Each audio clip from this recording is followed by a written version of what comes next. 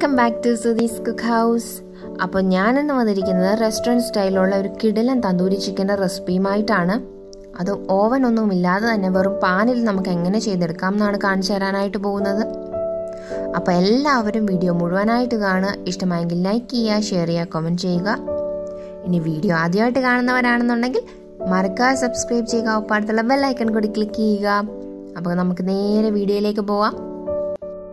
Tandoori chicken ചെയ്യാനായിട്ട് ഞാനിപ്പോൾ എടുത്തിരിക്കുന്നത് ബോൺലെസ് ചിക്കൻ ആണ്. ഒരു ഫുൾ കോഴിയുടെ ബോണൊക്കെ റിമൂവ് ചെയ്തിട്ട് അതിൻ്റെ ഫ്ലഷ് മാത്രമായിട്ട് ചെറിയ കഷ്ണങ്ങളാക്കി എടുത്ത് വെച്ചിരിക്കുവാണ്. അതിൽ ഇതുപോലെ മാർക്കും ഞാൻ ചെയ്തു വെച്ചിട്ടുണ്ട്.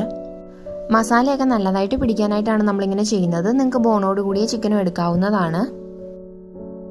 ഇനി നമുക്കിതിന് ആവശ്യമായിട്ടുള്ള മസാല തയ്യാറാക്കാം. ഇതിനായിട്ട് 3 ടേബിൾ സ്പൂൺ കാശ്മീരി മുളക് പൊടി എടുക്കുക. എരിവ് വേണം എന്നുണ്ടെങ്കിൽ 2 ടേബിൾ സ്പൂൺ കാശ്മീരി മുളകും 1 ടേബിൾ സ്പൂൺ നല്ല മുളക് പൊടിയും കൂടി എടുക്കാവുന്നതാണ്. അടുത്തതായിട്ട് 2 ടേബിൾ സ്പൂൺ മല്ലിപ്പൊടിയാണ് നമ്മൾ ഇട്ട് കൊടുക്കുന്നത്. ഇനി 1 ടേബിൾ സ്പൂൺ ഗരം മസാല പൊടിയും കൂടെ ഇട്ട് കൊടുക്കുക. 1/2 ടീസ്പൂൺ മഞ്ഞൾപ്പൊടി, 1 ടേബിൾ സ്പൂൺ ഉപ്പ് എന്നിവ കൂടി ചേർത്ത് കൊടുക്കുക. ഉപ്പിൻ്റെ അളവ് നിങ്ങളുടെ ടേസ്റ്റിനനുസരിച്ച് അഡ്ജസ്റ്റ് ചെയ്യാവുന്നതാണ്. ഇനി ഇതിലേക്ക് 1 table spoon ginger garlic paste, 2 table spoon തൈര് എന്നിവ ചേർത്ത് കൊടുക്കുക. അടുത്തതായിട്ട് നമ്മൾ ചേർത്ത് കൊടുക്കാനായിട്ട് പോകുന്നത് ഒരു വലിയ നാരങ്ങയുടെ പകുതി നീരാണ്. ഇനി നിങ്ങൾ എടുക്കുന്ന ചെറിയ നാരങ്ങയാണെങ്കിൽ മുഴുവൻ നാരങ്ങയുടെ നീര് ഇതിലേക്ക് ചേർത്ത് കൊടുക്കുക. ഇനി നമുക്കിതൊന്ന് നല്ലതായിട്ട് ഇളക്കി കൊടുക്കാം. ഇനി ഇതിലേക്ക് 1/2 ടേബിൾ സ്പൂൺ കുരുമുളക് പൊടി കൂടി ചേർത്ത് കൊടുക്കുക. അടുത്തതായിട്ടൊരു ഫ്ലേവർ ഇല്ലാത്ത എണ്ണയാണ് ആവശ്യം. ഞാനിപ്പോൾ എടുത്തിരിക്കുന്നത് 1/4 കപ്പ് സൺഫ്ലവർ ഓയിലാണ്. അപ്പം നിങ്ങൾക്ക് ഏത് എണ്ണ വേണമെങ്കിലും സെലക്ട് ചെയ്യാം. വെളിച്ചെണ്ണ ചേർക്കാതിരിക്കുന്നതാണ് നല്ലത്. അപ്പം കുറേശ്ശെ എണ്ണ ഒഴിച്ചു കൊടുത്തിട്ട് നല്ലതായിട്ടൊന്ന് ഇളക്കിയെടുക്കുക. അങ്ങനെ നമ്മുടെ മസാല ഇവിടെ റെഡി ആയിട്ടുണ്ട്. ഇനി നമ്മൾ ചിക്കൻ ഇട്ട് കൊടുത്തിട്ട് നല്ലതായിട്ട് ഇളക്കിയെടുക്കാനായിട്ടാണ് പോകുന്നത്. കുറേശ്ശെ ചിക്കൻ എടുത്തിട്ട് നമ്മൾ എല്ലാ ഭാഗത്തും മസാല എത്തുന്ന രീതിയിൽ വേണം തേച്ച് പിടിപ്പിക്കാനായിട്ട്. മാറിനേറ്റ് ചെയ്ത ചിക്കൻ 1/2 മണിക്കൂറെങ്കിലും മിനിമം ഫ്രിഡ്ജിൽ വെക്കണം. ഇനിയിപ്പം അതിൽ കൂടുതൽ വെക്കാൻ പറ്റുവാണെന്നുണ്ടെങ്കിൽ അത് നല്ലതാണ്. അങ്ങനെ മാറിനേറ്റ് ചെയ്തിട്ട് നമ്മൾ മസാല പിടിക്കാനായിട്ട് വെച്ചിരിക്കുന്ന ചിക്കൻ നമ്മളിപ്പോൾ എടുത്തിരിക്കുകയാണ്. ഇത് നമ്മളൊരു കുക്കറിലേക്ക് മാറ്റി കൊടുക്കാനായിട്ട് പോവാണ്.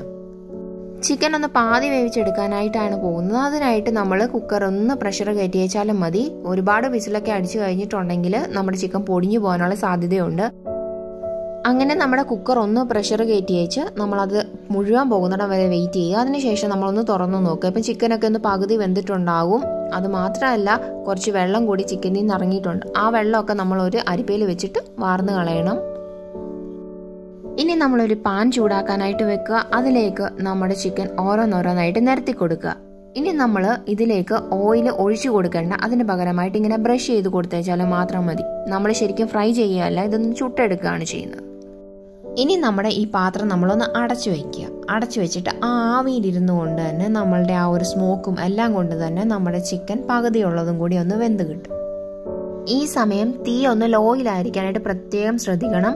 ഇനി 1 മിനിറ്റ് അടച്ചു വെച്ച് 1 മിനിറ്റ് കഴിയുമ്പോഴത്തേക്ക് നമ്മളുടെ ചിക്കനൊക്കെ നമ്മൾ തിരിച്ചിട്ട് കൊടുക്കുക. വീണ്ടും ഓയിലൊന്ന് ബ്രഷ് ചെയ്ത് കൊടുക്കുക. ഓയിൽ ബ്രഷ് ചെയ്തതിന് ശേഷം വീണ്ടും അടച്ചു കൊടുക്കുക. ഇങ്ങനെ തന്നെ ഒരു 7-8 മിനിറ്റ് നേരം നമ്മൾ ലോ ഫ്ലെയിമിൽ ഇട്ടിട്ട് നമ്മളുടെ ചിക്കനെ റെഡിയാക്കി എടുക്കണം. അങ്ങനെ നമ്മുടെ തന്തൂരി ചിക്കൻ ഇവിടെ റെഡി ആയിട്ടുണ്ട്. നമ്മൾ കടയിൽ നിന്നൊക്കെ വാങ്ങുന്ന അതേ ടേസ്റ്റിൽ തന്നെയാണ് നമുക്കിത് കിട്ടുന്നത്. അപ്പോൾ എല്ലാവരും ഇതൊന്ന് ട്രൈ ചെയ്ത് നോക്കുക. അഭിപ്രായങ്ങൾ മറക്കാതെ കമന്റ് ബോക്സിൽ കമന്റ് ചെയ്യണം. അതുപോലെ തന്നെ ലൈക്ക് ചെയ്യണം, ഷെയർ ചെയ്യണം. സബ്സ്ക്രൈബ് ചെയ്യാത്തവരാണെങ്കിൽ ഒന്ന് മറക്കാതെ സബ്സ്ക്രൈബ് ചെയ്യണം. ഒപ്പം അടുത്തുള്ള ബെൽ ഐക്കൺ കൂടി ക്ലിക്ക് ചെയ്യണം. ഇനി നമുക്ക് മറ്റൊരു വീഡിയോയിൽ കാണാം. അതുവരേക്കും ബൈ.